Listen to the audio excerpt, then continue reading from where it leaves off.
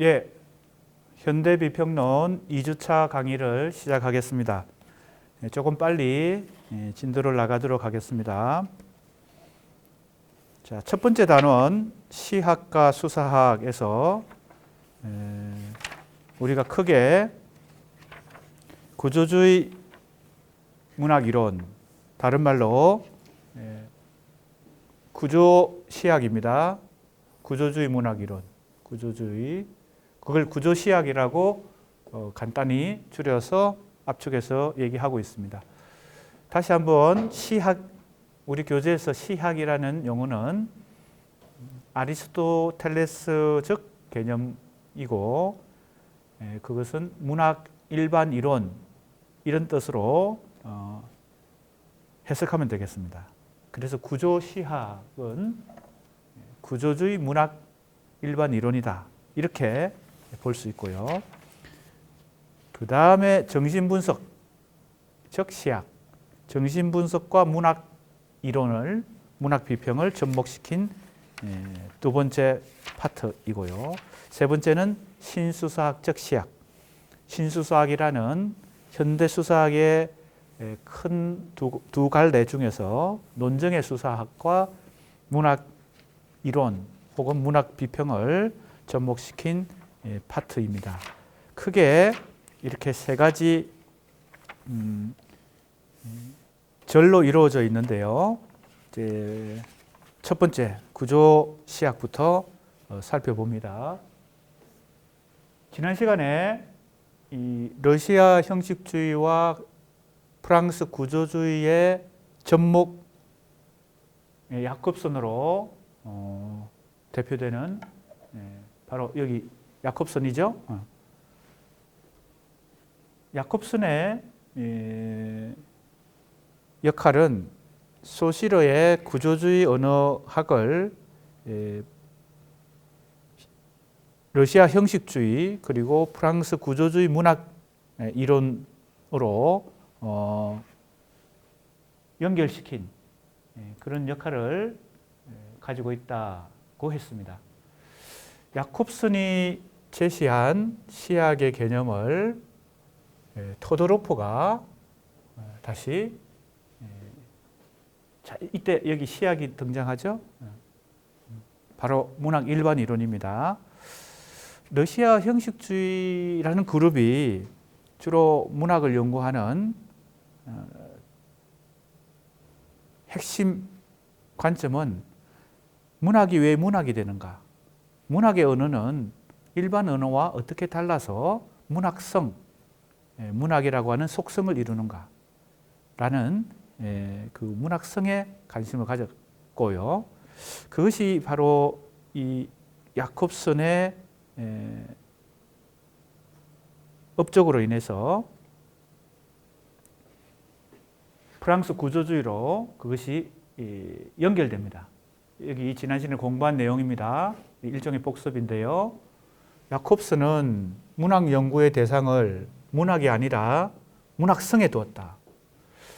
작품이 왜 문학 작품이 되는가? 그죠? 이 언어는 왜 시라고 우리가 말하고 이 언어는 왜 소설이라고 말하는가? 왜? 문학도 언어로 구성되어 있으니까. 그래서 이제 토도로프가 이제 프랑스 구조주의로 넘어오는 것입니다. 문학 이론은, 문학 연구는 해석과 과학 사이의 대칭 관계를 깨트리는 것이다. 그래서 해석은 이 주관적인 행위이고 과학은 가장 객관적인 알매, 지식의 행위인데, 주관적 해석과 객관적 과학 사이에, 과학은 사이언스죠. 우리가 국어 국문학과에서 주로 이 과학을 적용해서 학문을 하는 것은 언어학입니다. 언어학은 대표적인 과학이에요. 여러 과학들이 있지만, 그래서 사회과학, 자연과학은 다 사이언스라는 명칭을 붙이는데 인문과학이라고 안 그럽니다. 인문학이라고 부르죠. 그죠? 이것은 인문학은 문학과 문사철로 대표되는 인문학, 문학 역사 철학은 이 사이언스, 과학과는 조금 다른 지식 체계를 갖고 있다. 그래서 그걸 인문과학이라고 그러지 않고 사이언스라고 그러지 않고 인문학이라고 말을 하죠. 자, 그것은 주로 우리도 문학은 과학이라기보다는 해석에 가까운 것으로 이렇게 생각합니다. 그런데 바로 이 문학 연구를 수행했던 러시아 형식주의자들과 프랑스 구조주의는 이 문학도 과학에 접근시키는 그런 뭐라고 그럴까요? 문학 연구를 했죠. 그것이 바로 그러나 문학을 과학적 지식으로 하나의 엄밀한 그리고 객관적인 일반 이론으로 수학이나 물리학이나 그죠? 사회과학, 자연과학은 대체로 그런 규칙과 원리 그죠? 모든 것이 검증 가능한 그런 객관적 지식으로 이루어져 있는데 이러한 객관적 과학으로 발전시키다 하더라도 문학 연구는 이 해석으로부터 완전히 벗어날 수는 없죠. 주관적 해석으로부터. 그래서 토도로프가 이렇게 말한 것입니다. 토도로프가 시학, 즉 문학 연구는 혹은 문학 이론은 해석과 과학의 왕복운동이다. 그 대칭성을 깨트리는 것이다. 그렇게 정의를 내리고 있는 것입니다. 그것이 바로 여기 나오는 토도로프의 정의입니다. 여기 나오죠? 심리학, 사회학 등과 같은 과학과도 다르다는 것이고 또 작품의 해석과는 또 다르다. 그래서 그 사이에 있다.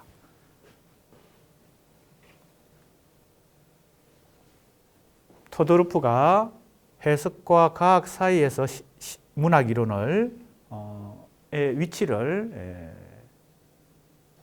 설정했다는 것입니다. 자, 여기서 외연과 내포, 언어가 가지고 있는 이 두 가지 속성. 외연은 일반적이고 객관적이고 사전적인 의미, 그리고 랑그에 해당됩니다. 이것은 어떤 문법과 같은 것이죠. 외연, 겉으로 드러난 의미. 내포, 이것은 언어가 가지고 있는 속성 중에서 다양한 의미들을 그 내부에 흡수하는 거. 그래서 우리가 보통 문학의 언어는 이 외연보다는 내포적 언어로 이해하죠. 그래서 랑거가 아니라 파롤에 해당된다. 이 랑거와 파롤이라는 이 용어도 바로 소시르의 용어죠. 그래서 구조주의 문학 이론에 영향을 끼친 바로 소시르. 소시르는 보통 우리가 구조주의 언어학, 현대 언어학의 일종의 창시자라고도 볼 수 있습니다. 그런데 이 구조주의 언어학이 랑거와 파롤의 구분, 그리고 기호, 기표와 기의의 자의적 결합으로 이루어진 기호라는 이 개념으로부터, 기초 개념으로부터 출발한 소시르의 구조주의 언어학이 사실은 언어학 분야에 국한되지 않고 거의 모든 현대 지식체계, 현대적 학문에 큰 영향을 주게 됩니다. 그것이 바로 구조주의라는 구조주의라는 하나의 지식체계 혹은 철학체계를 형성하는데 원천이 되는 것이 바로 이 소시르의 언어학입니다. 바로 여기 기호를 랑거와 파롤 혹은 기표와 기의로 그리고 공시적인 방법으로 언어를 체계적으로 이해했다. 공시라고 하는 것은 같은 시간대에 이런 뜻이죠. 같은 시간대에 언어를 놓고 이해하는 것입니다. 그런데 우리가 쉽게 이해할 수 있는 것은, 알 수 있는 것은 이 공시적인 것의 반대말이 있습니다. 통시적인 것이죠. 통시는 시간을 통해서 그죠? 역사적 변화 과정을 뭡니까? 탐구하는 것. 이것이 통시적인 고찰입니다. 구조주의 언어학은 그리고 구조주의 언어학에서부터 출발한 구조주의 지식체계는 대체로 통시적인 것을 고려하지 않고 공시적인 것, 하나의 고정된, 즉 역사적 시간 속에서 변화되는 그 과정을 염두에 두지 않고 그것을 공시적인 시간성 속에서 탐구를 합니다. 그것이 구조주의가 가지고 있는 중요한 특성인데, 그래서 바로 공시적인 방법이라는 얘기가 여기 나옵니다. 계열적 관계와 통합적 관계입니다. 이것은, 이걸 잘 이해해야 우리가 구조주의 언어학의 기본을 이해할 수 있고, 그 다음에 구조주의 인류학이라든지 구조주의 정신분석학이라든지 구조주의 마르크스주의 시점이라든지 다양한 구조주의적 지식체계에 접근할 수 있습니다. 가장 기본적인 개념이니까요. 자, 계열적 관계와 통합적 관계에 대해서 생각해 봅시다. 쉽게 생각하면 이건 언어학적인 예를 들면 쉬운 예를 찾을 수 있습니다. 우리가 언어를 구사하는 것은 무의식적으로 모국어는 그렇죠. 우리가 모국어를 구사할 때는 어떤 랑그의 규칙, 즉 문법 규칙을 의식하지 않고 무의식적으로 언어를 자연스럽게 구사하는데 그게 빠룰이죠. 그 빠룰 행위의 내부에 무의식적으로 어떤 문법이 혹은 규칙이 작용하고 있죠. 우리는 그걸 모국어인 경우는 의식하지 않고 무의식적으로 그 문법을 습득하는 것이죠. 그런데 언어 속에 어떤 언어이든 그 빠룰 행위 내부에 구조적으로 그 랑그가 있다라, 즉 규칙이 있다, 문법이 있다는 거, 원리가 있다는 것을 언제 깨닫게 됩니까? 외국어를 학습할 때. 언어에는 빠룰을 지배하는 숨어있는 무의식적으로 지배하는 랑그란 게, 즉 규칙이나 문법이 있구나. 그래서 우리가 가장 쉬운 예는 우리가 초, 중, 고등학교 때 영어를 배울 때 바로 생활 회화를 통해서 빠룰적으로 접근할 수도 있지만 랑그, 문법을 익혀가지고, 그죠? 좀 더 원리를 터득하고 거기에 내가 표현하고자 하는 영어의 표현을 구사하는 그런 접근 방법으로 영어를 학습하죠. 그게 바로 빠룰과 랑그의 관계입니다.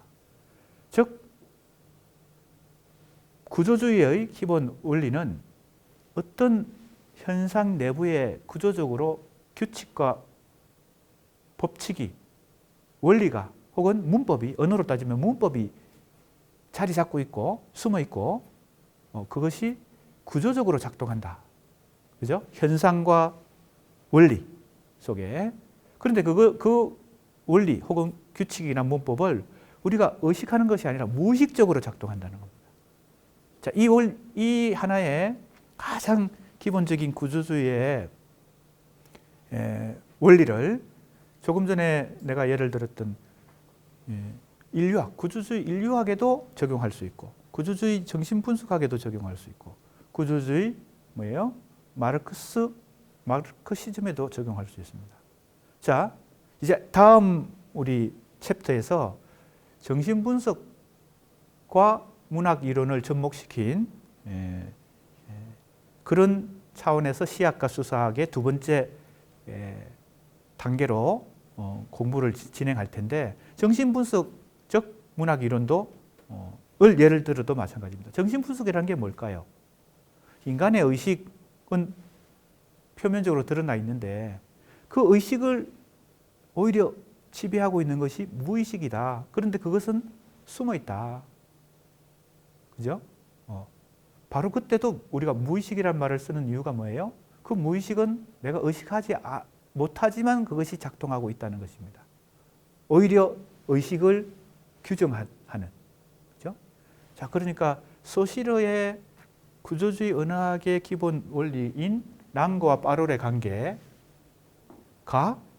정신분석학의 의식과 무의식의 관계에도 그대로 적용이 될 수 있죠. 그러니까 공통분모가 있는 것입니다. 구조주의라고 하는 것이 가지고 있는 공통분모. 그러니까 그러면 구조주의 문학 이론가들, 프랑스 구조주의 혹은 러시아 형식주의자들이 이 구조주의적 방법으로 문학을 연구했다는 것은 어떤 의미일까요? 다양한 문학 현상들이 있습니다. 뭐 시, 소설, 희곡, 비평, 다양한 문학 장르가 있고 거기에 문학 현상들이 있죠. 그것은 겉으로 드러난 것인데 무의식적으로 시인이나 작가가 창작 행위를 하고 독자나 비평가가 비평 행위를 할 때 그 속에 무의식적으로 작동하는 숨어있는 구조를 찾아내는 것이죠. 자, 그러면 신화만 예를 들면요. 다양한 건국 신화가 한국에도 있고 중국에도 있고 일본에도 있고 그죠? 유럽에도 있고 미국에도 있다고 한다면 그 건국 신화는 다 각각 고유하고 개별적이고 다 다른 것 같지만 공통분모로 어떤 구조가 있다는 겁니다. 그것은 무의식적으로 서로 약속한 것도 아닌데 그죠? 공통분모가 있다. 숨어있는 무의식적인 구조가 있다. 그 구조를 찾아내는 거. 그죠? 그래서 예를 들면 기이한 탄생. 예를 들면 알에서 태어났다든지 하늘에서 그죠? 성령으로 잉태됐다든지 물고기의 자식으로 태어났다든지 이렇게 기이한 탄생이 대부분 건국 신화에 신화니까 그렇겠죠. 신화에 나타난다.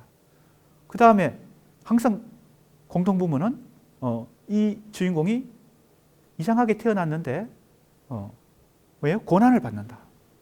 어떤 개인적 고난일 수도 있고 민족적 고난일 수도 있고 국가적 고난일 수도 있고 그 고난을 어떻게 해요? 영웅적으로 그죠? 극복한다. 그런데 극복하는 과정에서 항상 누굴 만나요? 조력자를 만난다. 뭐 이런 공통분모가 있다는 겁니다. 건국 신화나 영웅의 신화 속에 그럼 구조주의 문학 연구를 하는 연구자들은 그 공통분모를 찾아서 어떻게 해요? 그것이 문학 작품의 건국 신화 혹은 영웅 신화라는 이제 신화라는 것도 하나의 장르잖아요. 문학의 여러 장르 중에 신화 속에 무의식적으로 구조화되어 있는 그죠?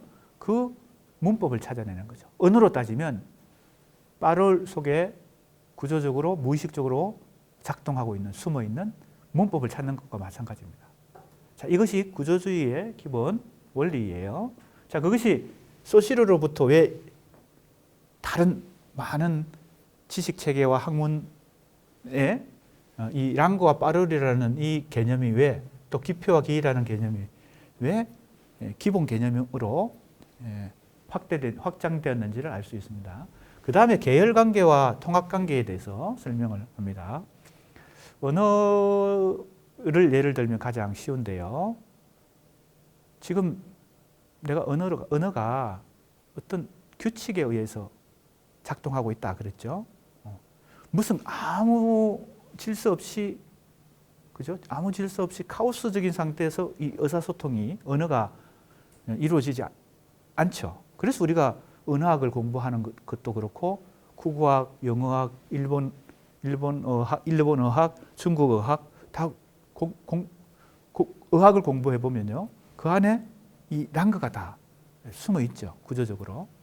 자, 그런데 바로 그 랑거 언어의 규칙 속에 원리 속에 이 두 가지 규칙이 가장 대표적으로 작동한다는 겁니다.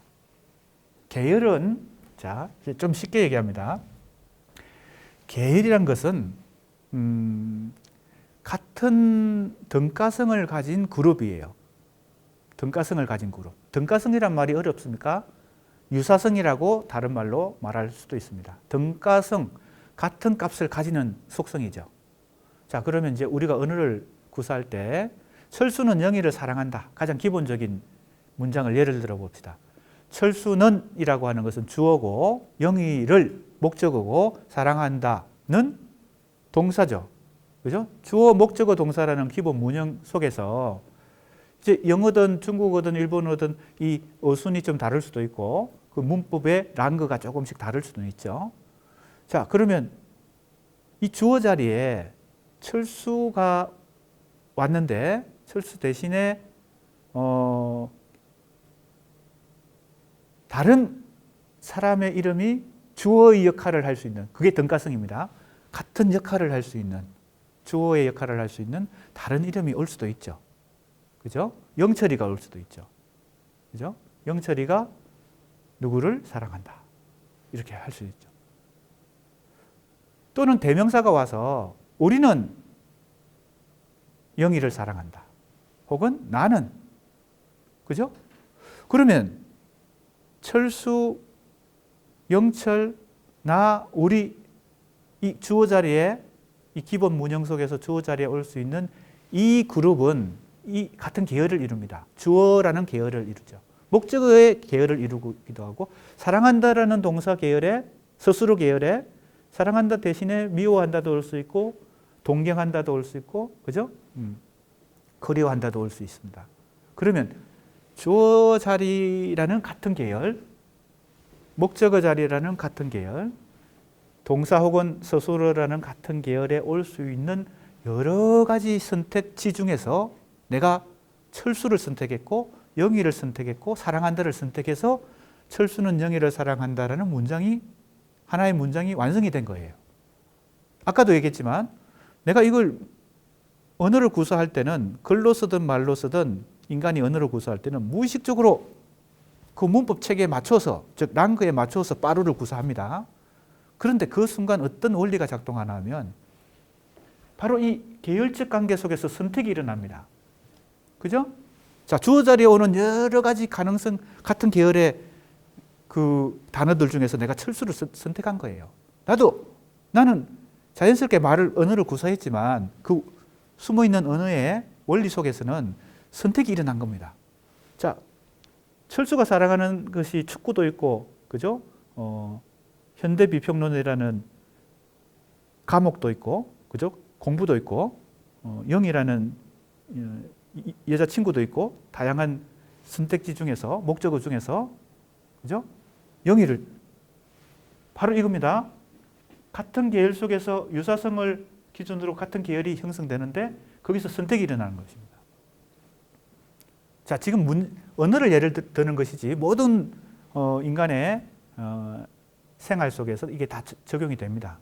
우리가 고등학교 때, 요즘은 문과, 이과가 통합되어서, 그죠? 학습을 하고, 대학도 그렇게 진학하지만, 예전에는 문과는 문과대로, 이과는 이과대로. 그래서 내가 국문과를 가려면 고등학교 때 문과를 선택해서, 그게 같은 계열이죠. 보세요. 같은 계열. 내가 물리학자가 되고 싶어서 대학의 물리학과를 가고 싶다. 그러면 고등학교 때 이과 계열을 선택하고 그 다음에 다시 대학을 들어갈 때 이과대학과 공과대학이 있을 때 이과대학을 선택해야 됩니다. 물리학과니까요. 자, 그러니까 계열이 계속 이렇게 형성이 되고 거기서 선택이 일어납니다. 같은 계열 속에서. 자, 이것이 언어에도 기본 원리를 이룬다. 그래서 계열적 관계는 유사성을 기준으로 선택을 통해 이동하는 수직적 관계다. 자, 수직적 관계죠. 자, 지금 내가 철수는 영희를 사랑한다 그랬을 때 철수 자리에 올 수 있는 이 다른 모든 같은 계열의 단어들, 그죠? 뭐는 수직적 관계 속에서 유사성에 의한 수직적 관계 속에서 선택이 일어나는 것입니다.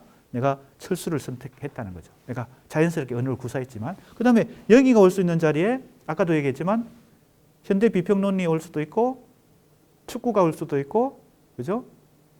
라면을 사랑할 수도 있죠. 라면을 너무 좋아해서 매일 먹는 사람, 이 라면이 올 수도 있습니다. 사랑한다 대신에 정오한다도 올 수 있고, 그죠? 여러 가지가 올 수 있죠. 자, 이것은 그래서 이걸 수직적 관계다. 그러니까 수직적 관계 속에서, 즉 같은 계열 속에서 유사성을 가진 단어를 통해서 내가 선택이 일어난 것입니다. 철수는 영희를 사랑한다는 이 문장을 하나 구사하는 데 있어서 아까도 얘기했지만 이것은 무의식 속에서 어떤 랑그가 작동한다. 그 랑그의 두 가지 원리가 뭐예요? 계열적 관계와 통합적 관계입니다. 자, 그럼 통합적 관계는 뭘까요? 바로 이건 수평적 연결입니다. 자, 철수는 영희를 사랑한다. 이 세 가지 요소가, 문장의 요소가 결합이 되어야 하나의 문장으로 완성이 되고 나의 뭐예요? 사고도 문장을 통해서 표현이 되고 완성이 되는 것이죠. 그러면 선택이 일어났고 선택만 일어나서는 안 되죠. 통합이 일어나야 됩니다. 이것은 수평적 관계 속에서 주어와 목적어와 스스로가 그죠? 하나로 결합되어야 됩니다. 자, 그래서 이걸 통합적 관계입니다. 통합적 관계는 어떤 원리? 인접성. 인접성은 같은 유사성이 등가성이 아닙니다. 같은 주어, 같은 목적어 자리, 같은 역할을, 같은 기능을 하는 게 아닙니다. 다른 기능을 가진 주어와 목적어와 스스로가 어떻게 돼야 돼요? 통합이 돼야 됩니다. 통합, 그래서 인접성. 관련성이 있어야 됩니다. 그죠? 문장이 하나가 완성이 되려면요. 그래서 그것은 결합이다. 자, 이 문장 하나를 굉장히 압축되어 있는 문장인데 여기에 모든 게 다 들어있습니다. 계열적 관계와 통합적 관계가 있고 유사성과 인접성이 있고 수직적 관계와 수평적 관계가 있습니다. 그죠? 이것이 소시르가 발견한 뭐예요? 언어의 랑그가 가지고 있는 아주 기본적인 규칙이다.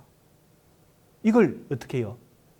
구조주의 지식 체계는 또 다양한 학문 체계에 이 구조주의적 방법론이 적용될 수 있죠. 자, 인류학 같은 데서 뭐 혹은 인간의 문화를 탐구하는 뭐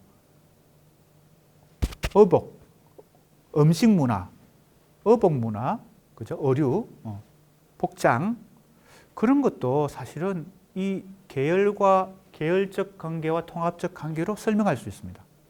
잘 보세요. 예를 뭐 쉬운 예를 드는 게 좋으니까요. 내가 오늘 출근하기 위해서 집에서 준비해서 나올 때 옷을 어떻게 입고 나올까? 사실은 고민을 조금 합니다. 혼자서 해결이 안 되면 가족한테 이렇게 입는 게 좋을까? 코디가 좋은가? 물어봅니다. 그럴 때 잘 보세요. 계열적 관계와 통합적 관계 속에서 선택을 합니다. 선택과 결합이 일어납니다. 윗돌이, 그죠? 아랫돌이. 기본적으로 물론 이제 여성들은 또 요즘은 남성들도 입을 수 있죠. 남녀 그 차별을 하면 안 되니까 이 원피스 하나로 된 옷은 그런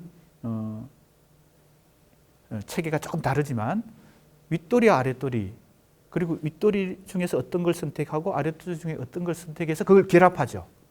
그래야 이게 그죠? 스타일이 완성되고 또 구두나 신발까지도 이 색깔이나 뭐 모양이나 이런 걸 이렇게 맞추죠. 그죠? 조화를 맞추죠. 그거하고 마찬가지입니다.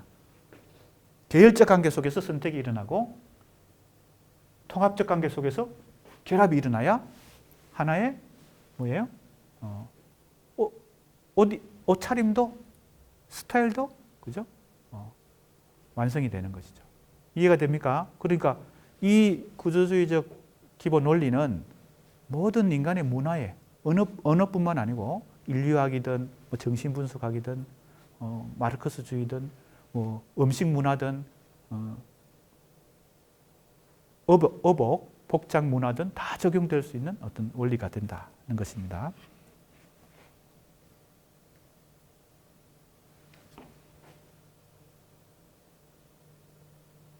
자, 조금 빨리 진도를 나가야 되겠네요. 자, 그래서 소시르에 대해서 얘기했는데 야콥스는 바로 그 소시르의 그 구조주의 언어학의 원리를 러시아 형식주의 그리고 프랑스 구조주의 문학 이론에 접목시킨 사람입니다. 그래서 통합적 관계와 계열적 관계에서 지배된다는 소시르의 언어학. 이것을 언어가 어떤 경우에 시적 언어로서의 기능하는가라는 이론을 제시한 것이 언어학과 시학이에요. 이 논문에서 언어적 소통을 가능케 하는 6가지 요소, 발신자, 수신자, 문맥, 접촉, 코드, 메시지 이렇게 하나의 도표로 그려서 가장 기본적인 일종의 문학을 포함한 언어의 일반 이론을 6가지 요소로 이렇게 제시를 하고 그 중에서 시적인 언어는 특히 메시지를 지향한다. 그래서 이 6가지 요소 중에서 어떤 유형의 언어가 무엇에 더 초점을 맞추는지, 무엇을 더 중시하는지 이런 걸 이제 체계적으로 연구를 했습니다. 그래서 언어적 소통, 언어적 기능, 시적 기능의 순서로 시적 기능을 메시지, 즉 언술 행위 자체를 지향하는 것. 둘째는 지시적 기능을 모호하게 하는 것. 자, 지시라고 하는 것은 하나의 기호가 하나의 의미를 정확하게 지시하는 것, 표시하는 겁니다. 대체로 우리가 일상적인 언어나 학문의 언어, 그리고 생활 속의 언어는 이 지시적 언어. 왜? 하나의 언어가 하나의 의미를 표현해야 헷갈리지 않고, 그죠? 속지 않겠죠. 그죠? 교통, 기호. 그죠? 빨간색, 초록색, 또 뭐가 있나요? 노란색. 이것이 여러 가지 의미를 동시에 가지면은 헷갈려가지고 교통사고가 막 일어나겠죠.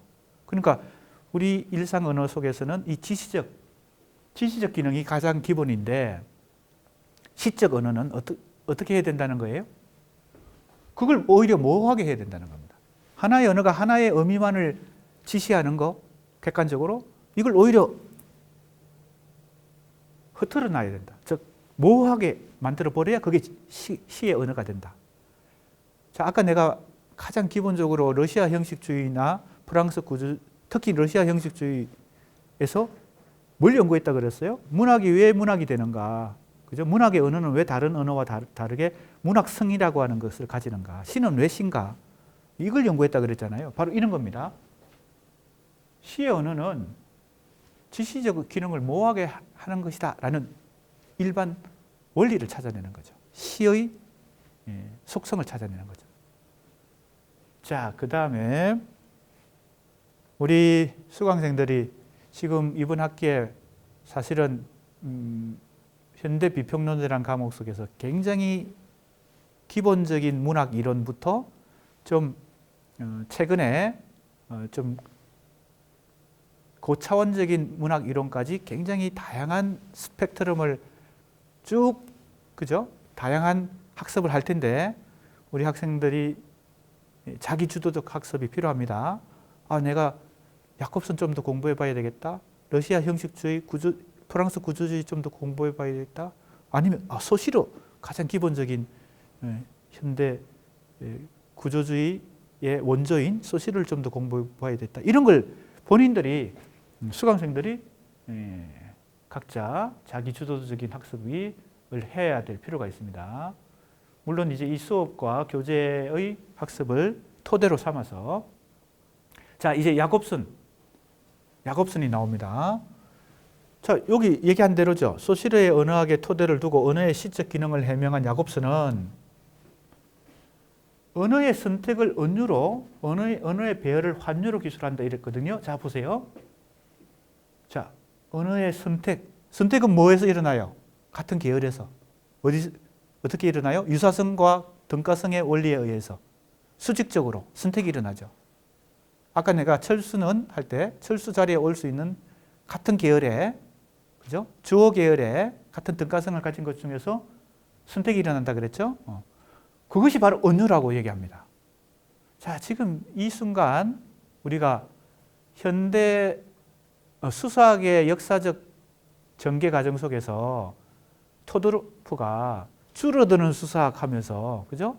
원래 수사학은, 옛날 수사학은 sak상, 배열, 표현, 암기, 발표라는 5분야의 종합 학문이었는데 줄어들면서 표현 분야로 줄어들고 또 어떻게 줄어들었어요? 특히 언유와 한유로 줄어들었다 했을 때 바로 지금 이것과 만납니다.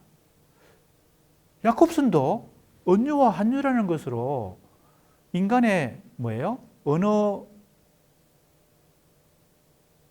언어를 지배하는 일종의 랑그, 그죠? 문법의 원칙을 2가지로 설명하려고 하는 거죠. 소시르도 소시르는 언유, 한유란 말을 안 썼어요. 다만 계열 계열적 관계와 통합적 관계란 말을 쓰고 선택과 결합이란 말을 써서 언어의 일반 규칙을 찾아냈는데 그걸 야콥슨이라는 사람이 소시르가 말한 계열적 관계, 즉 선택, 유사성과 등가성의 원리에 의한 선택, 이걸 은유다 이렇게 얘기해. 수사학적 용어로 이걸 뭡니까? 재해석을 한 것입니다. 야콥슨이요. 자, 왜 그랬을까요? 은유가 가지고 있는, 은유라는 비유법이 가지고 있는, 혹은 수사법이 가지고 있는 속성이 뭐예요? 우리가 잘 아는 은유의 얘는 뭐예요? A는 B잖아요. A 이퀄 B잖아요. 자, 그랬을 때 A 이퀄 B는 어떤 원리가 작동하는 거예요? 내 마음은 호수요. 그랬을 때 A 이퀄 B죠. 내 마음과 호수가 어떤 속성상, 어떤 특성이 유사하고 등가성을 가지기 때문에 A 이퀄 B가 성립하죠. 그래서 은유라고 하는 이 수사법은 소시르가 말하는 같은 계열 속에서 등가성과 유사성에 의해서 선택이 일어나는 이 원리하고 사실은 상통하죠. 서로 통하죠. 그러니까 야콥슨이 아무 이유 없이 언어의 선택을 은유다 이렇게 말하지 않았겠죠. 수사법으로 따지면, 수사학으로 따지면 이게 은유와 그죠? 속성이 상통하죠. 소시르가 말한 그 계열적 관계가. 자, 지금 이런 내가 설명하고 있는 이런 개념들이 지금 현대 문학, 오늘 이번에 우리가 공부하는 것은 현대 비평론이고 이제 현대 문학의 여러 가지 이론들을 공부하는데 현대 문학뿐만 아니고 현대 학문의 다양한 지식 체계의 가장 기본 개념들입니다. 그래서 지금 이 개념들이 이해가 안 되면 이거 계속 복습하고 다시 교재도 찾아보고 나한테 물어보고 이렇게 해야 됩니다. 이게 가장 기본 개념이에요. 지금 오늘 공부하고 있는 이 내용이요. 자, 두 번째, 언어의 배열을 환유라고 말했다는 겁니다. 누가? 야콥슨이요. 언어의 배열은 뭐예요? 소시르가 말한, 그죠? 뭐에, 어떤 원리에 의해서? 인접성의 원리에 의해서 계열 속에서 선택된 것들이 어떻게 돼요? 이제는 통합이 돼야 되죠. 결합이 돼야 됩니다. 철수는만 가지고는 문장이 안 되죠. 하나의 사고가 완성이 안 되죠. 철수는 영의를, 그 다음에 사랑한다든 미워한다든, 그죠? 그리워한다든 이것이 어떻게 돼야 돼요? 결합이 돼야 되죠. 그걸 언어의 배열이라 그랬습니다. 그죠? 결합이 된다는 것은 배열, 선택이 일어나고 배열이 일어나야 되죠. 그럼 이건 환유다 이렇게 재해석을 했어요. 소시르의 이론을 야콥슨이 재해석을 했어요. 야콥슨은 기본적으로 수사학자니까 그리고 문학 이론가니까 환유의 원리는 뭡니까? 환유라고 하는 것은 부분으로 전체를 얘기하거나 결과로 원인을 얘기하거나 그릇으로 내용물을 얘기하거나 이런 겁니다. 부분으로 전체를 얘기하는 거, 예를 사실은 이제 이 환유 속에서 다시 구분을 해서 세분해서 부분과 전체의 관계를 제유라고 따로, 그죠? 수사법을 얘기하는 사람들도 있습니다. 그런데 어떤 사람들은 이 제유까지도 환유에 포함시키는 경우도 있습니다. 자, 제유는 뭐예요? 조금 전에 얘기했듯이 부분과 전체의 관계예요. 부분으로 전체를 얘기하는 겁니다. 나에게 빵이 아니면 죽음을 다오 할 때 빵은 뭐예요? 부분으로 전체를 얘기하는 겁니다. 혹은 총과 칼로 백성들을 제압했다. 그죠? 총과 칼로 예를 들면 국민들을 무력으로, 그 무력이라는 뜻이고, 그죠? 무력이라는 많은 요소들 있죠. 그죠? 억압적인, 폭력적인 힘을 행사하는 많은 사실은 무기들이 있습니다. 총과 칼은 그것을 대표할 뿐이죠. 부분이지만 그걸 대표해요. 빵은 우리가 먹고 사는 것을 대표해요. 사실은 부분이죠. 실제 그래서 음식을 대접할 때 빵만 주지 않죠. 스프도 주고 고기도 주고 이렇게 해야 이게 제대로 된 음식인데 그 중에 하나만 얘기한다면 부분으로 전체를 얘기해요. 대표성이 있으니까. 그게 제어입니다. 우리가 문학적 언어 속에서 특히 시나 소설에서 이 제어를 많이 구사해요.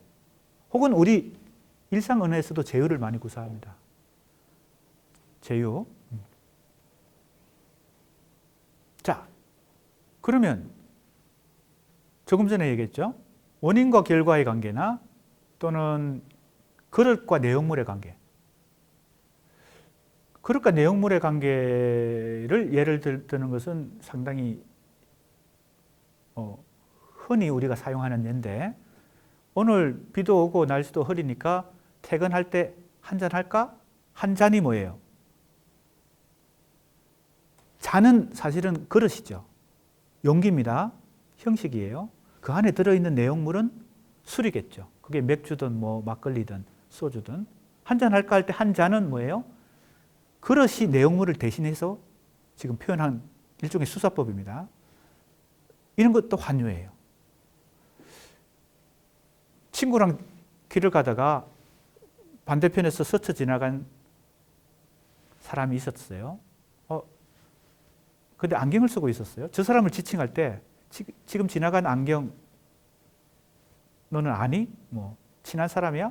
안경은 그 사람의 그죠? 전체 인격 혹은 정체성을 이제 대표하는 하나의 그죠? 부분이죠. 그러니까 이런 많은 수사법들이 다 환유에 속합니다. 자, 환유와 은유는 좀 다르죠. 자, 자, 여러 가지 예를 들었으니까 환유의 원리는 뭘까요? 바로 인접성입니다. 인접성. 잔과 술의 관계. 그죠? 빵과 음식의 관계. 그러니까 부분과 전체의 관계든 원인과 결과의 관계든 뭐예요? 내용물과 그릇의 관계든 이것은 등가성이 아닙니다. 같은 자격을 갖는 게 아니죠. 같은 유사성이 아니죠. 이건 인접해 있을 뿐이에요. 연관돼 있을 뿐입니다. 그러니까 언어의 배열, 이걸 환유라고 그 속성상 상당히 상통하니까 수사학으로 따지면 소시르가 말한 이 계열적 관계, 선택입니다. 이건 은유고 통합적 관계, 이건 배열입니다. 이건 환유다. 이렇게 설명한 겁니다. 야곱슨이요. 야곱슨은 이 원리를 소시르가 인간이 언어를 구사하는 두 가지 원리 이걸 구조주의는 어떤 원리를 찾아내잖아요.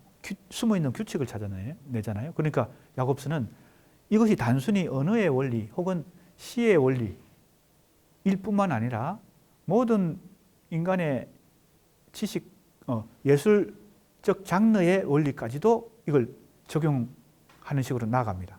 그러니까 예를 들면 시는 뭐가 더 지배적이에요? 환유가 더 지배적이에요. 예를 들면요. 회화는 그리고 어떤 영화는 영화에도 여러 가지 장르가 있잖아요. 소련의 사회주의 영화는 어떤 원리가 더 강하다. 이런 식의 뭐 예술의 원리를 이 은유의 원리와 한유의 원리로 이렇게 두 가지 원리로 설명을 하려고 그렇게 합니다. 자, 보세요. 야콥스는 언어 형성의 근본적인 원리와 관련해서 이 두 가지 수사학, 바로 은유와 한유라는 수사학으로 설명하고, 자, 여기 나오죠. 은유가 유사성을 바탕으로 언어의 결합이 시의 기본 수사학이다. 미안합니다. 아까 내가 설명을 조금 잘못했어요. 착각을 했습니다. 은유가 시의 원리가 되고 환유는 인접성을 바탕으로 언어의 결합이 일어나는 것이고 소설과 같은 산문에서는 이러한 환유가 지배적이다. 그래서 우리가 은유의 원리를 더 많이 구사하는 언어가 시의 언어고 산문의 언어는 환유의 원리가 조금 더 많이 작용한다. 지금 그런 식으로 설명을 하고 있는 것입니다.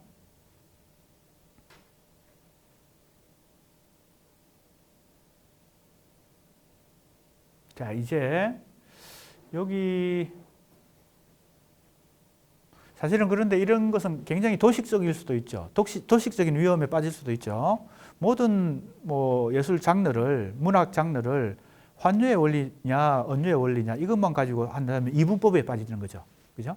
그래서 이걸 기본적인 야콥슨의 소시르적 이 구조주의 언어학의 기본 원리를 활용한 야콥슨의 이러한 문학적 일종의 개념은 우리가 참고하면서 이런 것조차 모르면 안 되죠. 가장 기본적인 거니까. 그러나 이걸 너무 도식적으로 우리가 이해하고 그걸 문학 연구나 문학 비평에 적용하게 되면 너무 뭐라고 할까요? 이분법에 빠지겠죠. 그런 걸 조심하면서 아무튼 기본적인 우리 현대 문학 이론을 이제 이해하는 데는 필요한 것이다. 이렇게 볼 수 있습니다. 자, 조금 이제 다음으로 넘어가겠습니다. 우리 교재 23쪽부터 나오는 얘기는 지금 이러한 그러나부터거든요. 이러한 소시르나 야콥슨의 러시아 형식주의, 프랑스 구조주의적 기본 개념들. 사실은 이건 아주 기본적인 개념이고 그 다음에 더 복잡한 얘기들을 많이 해야 되는데 이제 우리가 지금 입문, 그죠? 이제 시작하는 입문 단계니까 이 정도만 하고 기초 개념만 하고 그러나부터는 이러한 유사성과 인접성, 즉 언유와 한유라고 하는 야콥슨의 이론이 그렇게 뭐라 그럴까요? 완벽한 이론은 아니다라는 얘기를 다른 현대 이론가들, 예를 들면 폴드만이라든지 또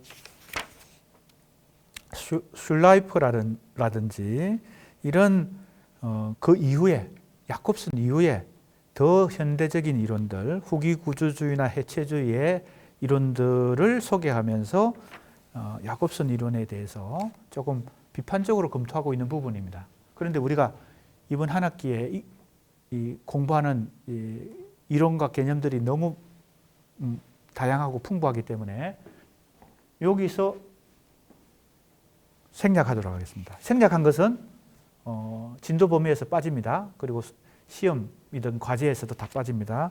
교재로 따지면 23쪽 둘째 줄부터 25쪽 셋째 줄까지 생략입니다.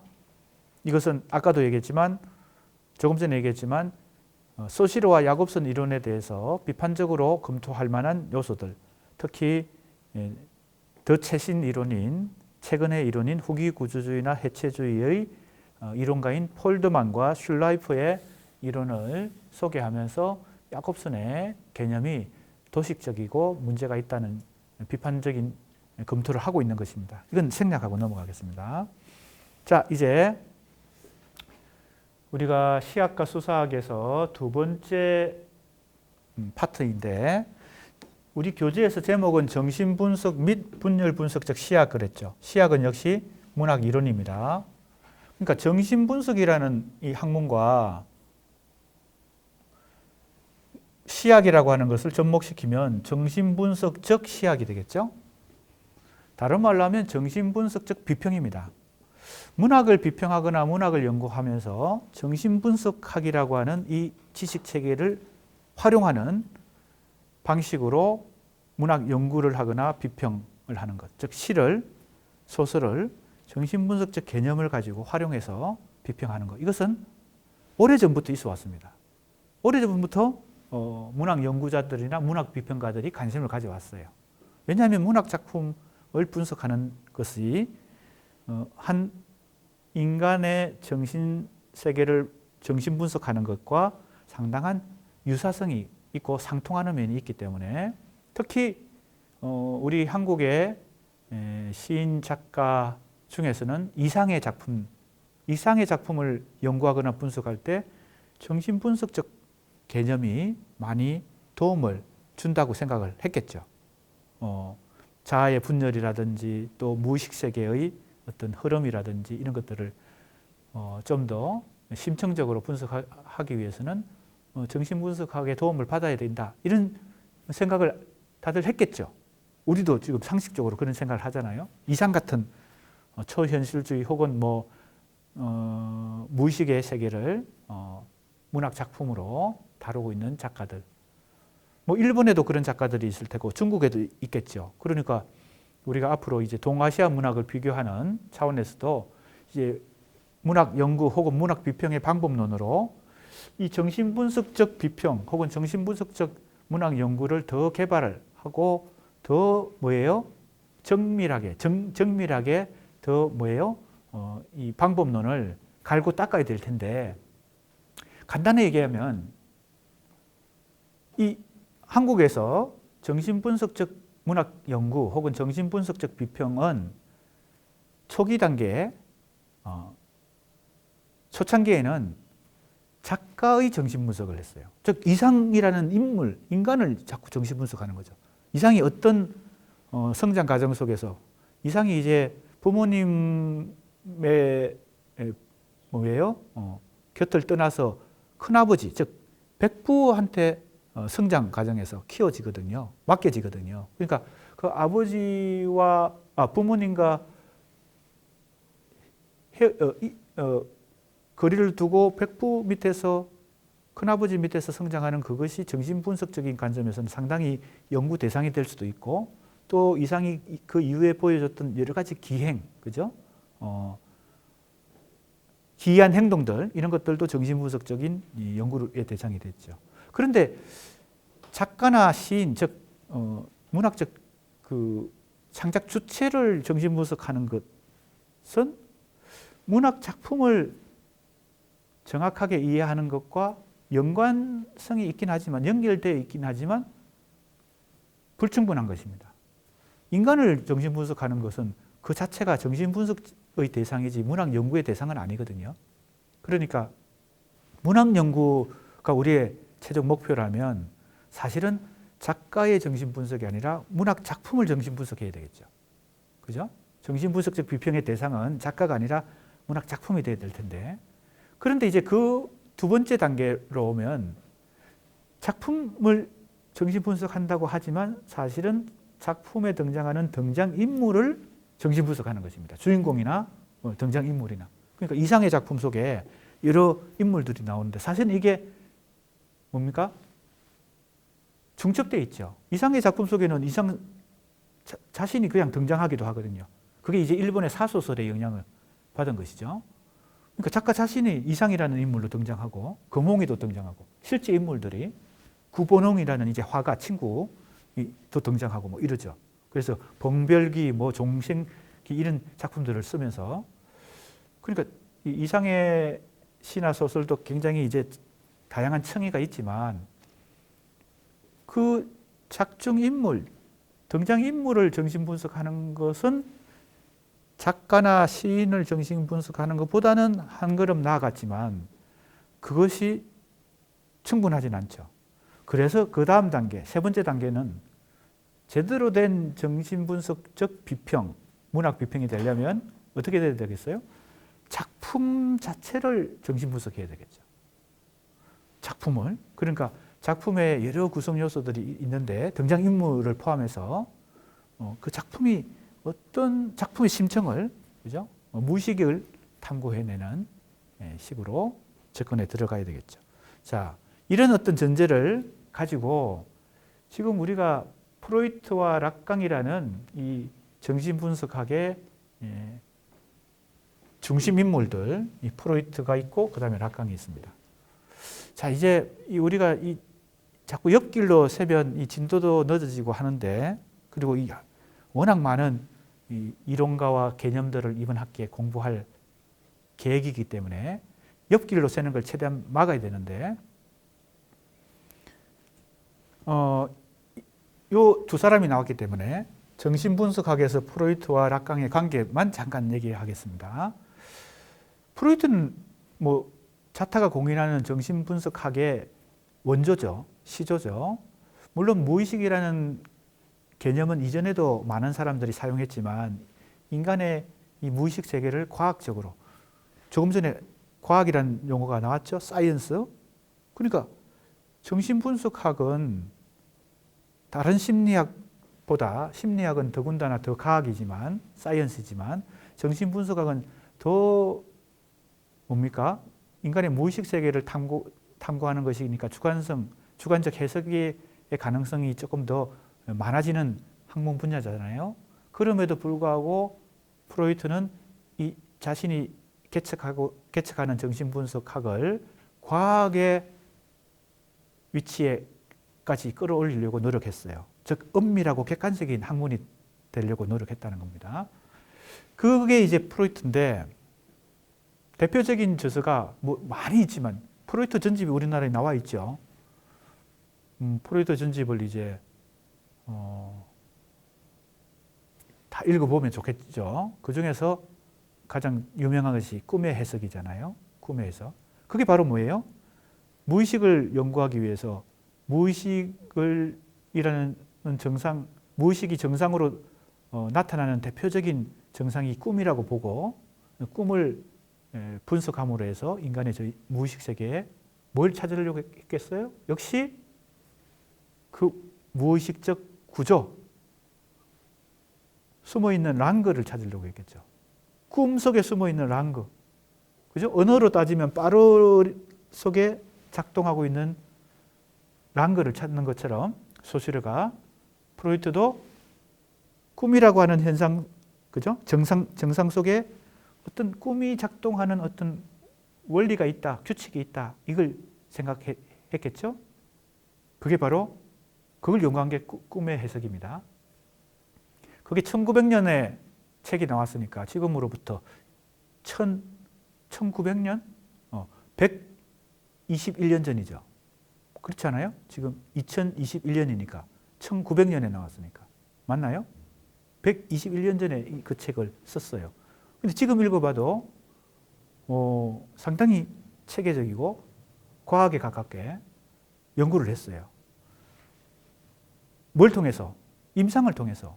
임상이란 게 뭡니까? 치료를 하는 것입니다. 의학적 치료를 임상이라고 합니다. 프로이트는 의사입니다. 정신과 의사예요. 그러니까 자기를 찾아와서 의뢰한 의뢰인들의 꿈을 다 뭡니까? 들어보고, 꿈 이야기를 들어보고, 심지어는 자기 꿈까지 분석을 하면서 꿈이라고 하는 무의식의 정상이, 그죠? 어떤 랑그에 의해서, 어떤 규칙에 의해서 어떤 규칙이 작동해서 만들어지는가, 이걸 연구한 것입니다. 락강은 그 많은 프로이트의 후계자들 중에서, 그러니까 프로이트 학파라고 해서 그 이후에 많은 분파가 생깁니다. 그죠? 사회심리학, 아들러 같은 사람도 있고, 에리 프룸 같은 또 심리학자도 나오고요. 또 대표적으로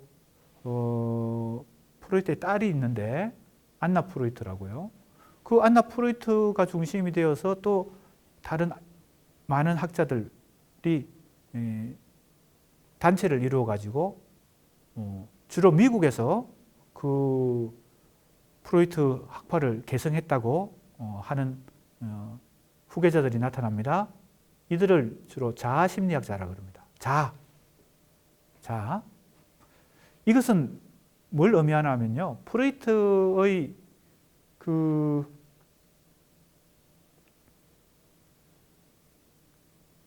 프로이트가 인간의 정신을 구조로 설명하는 1차 도식이 있고, 그 다음에 2차 도식이 나옵니다. 프로이트의 그 정신분석학을 계속 이제 연구하는 과정에서 정신분석학이라는 게 인간의 정신세계를 이렇게, 그죠? 체계적으로 연구를 하는 과정이니까요. 인간 정신세계의 1차 도식은 너무나 우리가 잘 아는 내용입니다. 무의식이 가장, 이게 동그라미로 이렇게 그려서 3단계로 나누는 거죠. 동그라미로 그려서 3단계로요. 맨 아래에 무의식이 있죠. 맨 위에는 의식이 있습니다. 그 사이에 뭐가 있어요? 전의식이라는 게 있어요. 전의식. 무의식, 전의식, 의식. 이렇게 인간의 정신세계를 도식적으로 그려냈습니다. 이걸로 설명을 하는 거죠. 자신의 정신분석학이라고 하는 것을 이 뭡니까? 이 모형을 통해서, 이 모델을 통해서 설명하는 거죠. 이걸 이제 도식이라고 부르는 거거든요. 근데 여기서 더 발전해서 프로이트는 2차 도식을 만들어냅니다. 더 연구를 많이 했겠죠?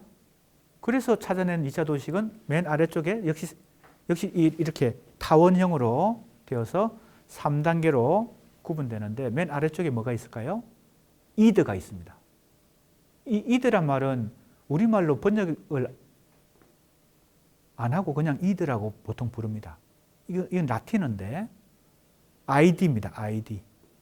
이 라틴어는 영어로 번역하면 이건 그것이거든요. IT. 그죠? 독일어로는 S입니다. ES. S. 그리고 가운데가 바로 에고입니다. 이건 우리말로 번역을 해요. 이게 자아입니다. 에고.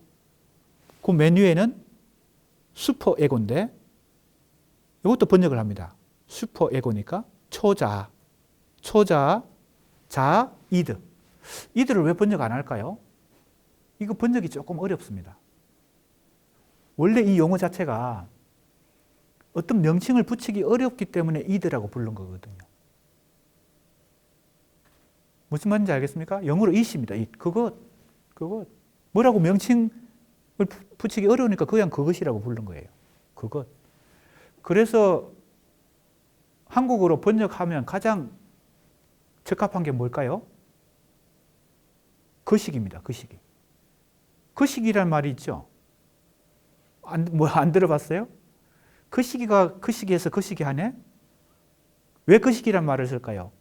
딱 뭐라고 말하기 어렵기 때문에 거시기란 말을 쓰죠. 바로 그겁니다.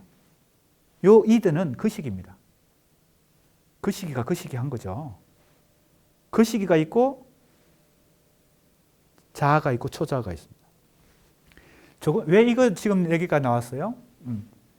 이 프로이트의 후계자들이 굉장히 분파가 많다 그랬잖아요. 프로이트 학파가 이후에 많이 이렇게 분파가 됩니다. 그 중에 자아심리학자들이 바로 뭐가 중요하다고 생각한 거예요? 프로이트가 2차 도식에서 인간의 정신 구조를 설명한 이 자아, 에고가 인간의 정신에서 가장 중요하다. 그들이 그렇게 주장하면서 동시에 뭐라고 하는 거예요? 프로이트가 그렇게 주장했다고 얘기하는 거죠. 그러니까 프로이트 학파죠. 프로이트가 이 인간의 정신세계를 2차 도식을 그리면서 이드, 에고, 슈퍼 에고 세 가지 인간의 정신 차원을 얘기하면서 궁극적으로 프로이트가 그의 정신분석학을 전개하면서 이 에고가 인간의 정신세계에서 중요하다라고 주장했다고 하는 학파입니다. 그래서 자아심리학이라는 것을 통해서 이 자아가 슈퍼 에고의 뭐예요? 명령. 왜 명령이에요? 슈퍼 에고는요, 도덕, 윤리, 종교적 인간의 무의식 속에 들어있는 혹은 부모의, 특히 아버지의 명령, 이런 것입니다. 아버지의 그 규율, 이런 것이에요. 아버지가 실제로 명령을 안 내리더라도 우리의 인간의 무의식의 정신세계 속에, 무의식적 정신세계 속에 이 초자가 있다는 겁니다. 그래서 초자의 지배를 받는 거죠. 그래서 내가 양심의 가책을 받는다. 윤리적인 어떤 행위를 해야 된다. 라고 생각하거나 종교적인 어떤 추구를 하거나 이런 것들이 다 인간의 이 심리, 정신세계 속에 있는 이 초자의 작용이다. 이렇게 설명하는 거죠. 이게 프로이트가 이제 초자라는 것을 발견했을 때. 그러면 자아는 뭐예요? 이드는 뭘까요? 이드는 이제 바로 리비도죠. 이건 이제 욕망과 관련되어 있고 충동과 관련되어 있고 본능과 관련되어 있는데 이것은 좀 더 걷잡을 수 없는 어떤 에너지와 같은 것이죠. 그러면 이 에고는 자아인데 이 현실에서 인간이 적응하면서 현실에 적응하면서 살기 위해서는 이 이드의 충동과 그죠? 걷잡을 수 없는 욕망의 충동과 초자의 명령 이 사이에서 샌드위치처럼 에고가 이걸 잘 조율을 해야 정상적인 사회생활도 가능하고 그죠? 학문 활동도 가능하고 뭐 이렇게 할 수 있으니까 이 자아심리학이 아동 심리학과 연결되어 있고 교육 심리학과 연결되어 있어서 이게 미국에서 심리학을 지배하게 됩니다. 무슨 말인지 알겠습니까? 이게 좀 더 현실 적응적인 그런 심리학이죠. 그러니까 아동이 교육을 받아서 주로 이 자아를 그죠? 강화시켜 가지고 뭡니까? 처자의 명령과 이드의 충동을 잘 컨트롤할 수 있는 성인으로 그죠? 뭐예요? 교육을 시켜야 된다. 이런 것과 다 연결되어 있어요. 이게 사실은 우리의 상식을 지배하고 있는 거죠. 그 와중에 아까도 얘기했지만 뭐 다양한 유흥도 있죠. 이 프로이트의 후계자라고 생각하는 사람. 물론 프로이트와 결별하고 그죠? 관계를 끊고 그랬지만요. 다 이제 프로이트로부터 이렇게 분파되어 나온 것입니다. 융은 뭐 다들 잘 알겠지만은 아키타입, 원형, 그죠? 그리고 집단 무의식, 그리고 프로이트가 개인의 욕망에 초점을 맞춘 거에 비해서 융은 집단적인 무의식, 그런 걸 이제 강조했죠.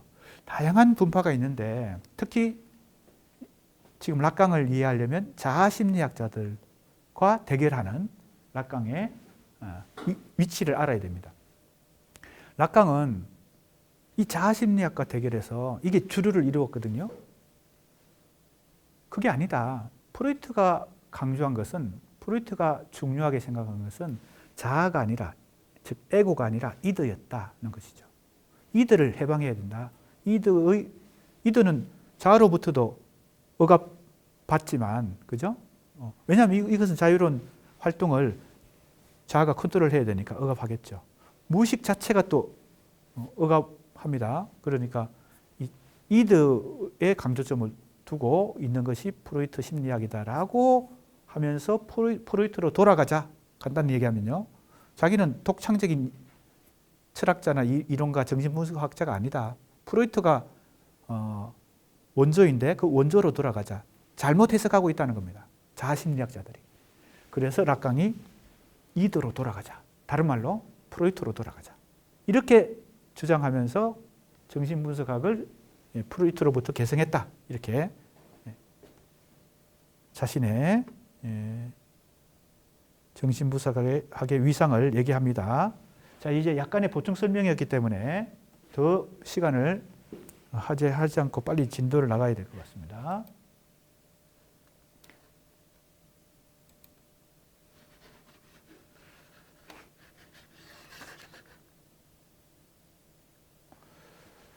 자, 이제 야콥슨이 시학의 정립과 관련하여 시도한 은유와 한유라는 수사학적 관점의 연구는 미리 얘기하면요. 지금 얘기하고 있는 우리가 공부하고 있는 프로이트 락강의 정신분석학과 문학 연구를 혹은 문학 비평을 접목시킨 것은 정신분석적 시학이고요. 그 다음 또 한 가지가 더 있는데 이 3장에서 분열분석적 시학이라는 게 있습니다. 그런데 이것은 왜 정신분석이라는 용어와 달리 분열분석이라고 하나 하면 이 정신분석이 프로이트 락강을 중심으로 소시르의 구조주의 언어학 못지않게 광범위한 영향을 끼치고 막대한 현대 지식체계에 영향을 주기 때문에 이게 일종의 많은 현대 학문의 흐름을 주도하고 있죠. 그렇기 때문에 여기에 반대하는 어떤 이론가들도 생겨나게 됩니다. 그것이 바로 들레즈와 가탈이라는 인물이죠. 들레즈가 철학자로서 가탈이라는 인물과 만납니다. 가탈이는 정신과 의사입니다. 그 가탈이가 조금 더 과격하게 바로 이 정신분석학과 대결합니다.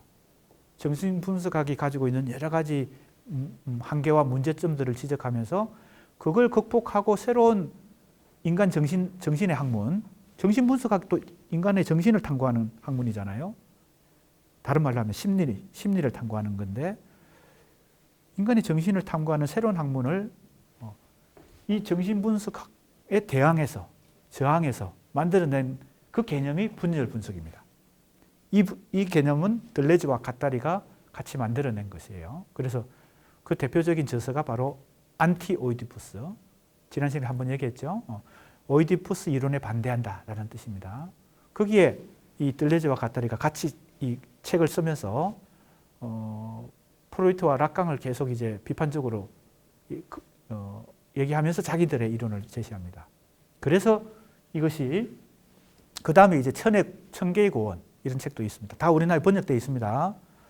그래서 이제 아까도 얘기했지만 지금 우리 이번 학기에 공부하는 이론가와 개념들이 굉장히 많기 때문에 그 중에서 자기가 특히 관심 있는 이론가나 개념들을 더 자기 주도적 학습을 해서 공부를 계속 해봐야 될 것 같아요. 학기 중에도 혹은 방학 때도 계속 지속적으로. 그런데 그 들레즈와 가타리의 분열 분석적 비평, 이것은 그들의 분열 분석을 문학 비평에 적용한 것이죠. 그죠? 이 파트는 역시 생략입니다. 지금 이번 학기에 너무 많은 걸 하기가 어렵기 때문에 미리 얘기하면 이 파트도 생략입니다. 그래서 정신분석과 관련한 문학 이론만, 문학 연구만 공부하는 것으로 하겠습니다. 그렇기 때문에 우리가 프로이트와 락강의 이론 중에서 기본 개념들을 중심으로 공부하도록 그렇게 하겠습니다. 자, 그러면 다음 시간에 이어서 계속 공부하겠습니다.